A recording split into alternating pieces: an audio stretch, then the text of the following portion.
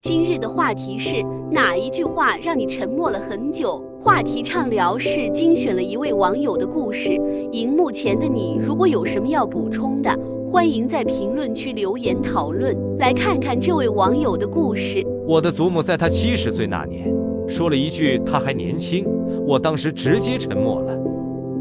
我的祖母出生于1926年，她一生养育了7个子女，并帮助抚养了16个孙子辈。在她70岁那年，最小的堂弟也已进入小学，他的身体依然健康，视力与听力都很好，他的子孙们都十分孝顺，为他提供了舒适的新房，安装了空调，购买了大电视。他不愁吃穿，还有花不完的零花钱和大量的闲暇时间。一天，我在他的桌子上发现了一个本子，上面歪歪扭扭地写着上下左右人口手。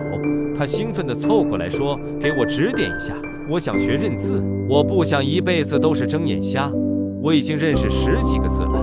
我现在还年轻，我一天学1个或2个字，10年8年积累下来，以后我就能读书看报纸了。我那时15岁，说话口无遮拦。你都70岁了，还年轻啥？学习是很辛苦的。你看看我们小孩子为什么不喜欢上学？读书是很辛苦的。他不屑地撇撇嘴，谁说我坚持不下来？我很想读书的。我小时候家里穷，我爹没钱供我读书。我想认字已经想了60多年了。你们这些孩子还不想上学？你们生在了好时候，身在福中不知福啊！原本以为他只是短暂的心血来潮，没想到他竟是玩真的。他经常拿着他的写字本，逮到人就问这个字怎么念，那个字怎么念。他真的不畏难，连刚上1年级的小堂弟都不放过。那时我上高中，学业繁重，被他问的次数多了，就买了一本字典给他，告诉他要想认真学认字，得先学会汉语拼音。学会了汉语拼音，学会了查字典，就可以自学认字了。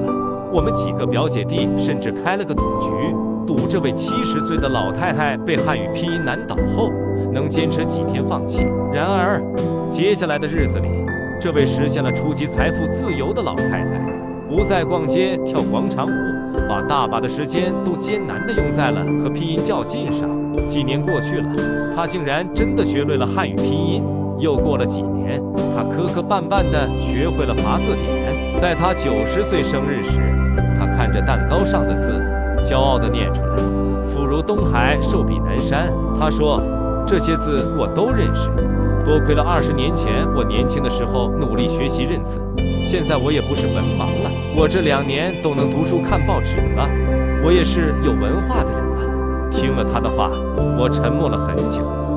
其实对我们每个人来说，年龄都并不是学习的障碍。事实上，无论何时何地，只要我们愿意，都可以进行学习。学习是一种自我提升和完善的过程，它不应该受到年龄的限制。祖母的故事向我们展示了，只要有决心和毅力，任何困难都可以克服，也提醒我们珍惜当下的学习机会。我们应该把学习看作是一种常态，一种贯穿我们一生的过程。无论我们处在哪个阶段，都应该保持学习的热情和动力，不断提升自己的知识和技能。同时也让我们深刻地认识到，无论何时何地，我们都应该保持学习的热情和动力。年龄不应该成为我们追求自我提升和完善的障碍。我们应该像祖母一样，以毅力和决心去克服困难，实现自己的目标。那么最后，荧幕前的你有什么故事或感触呢？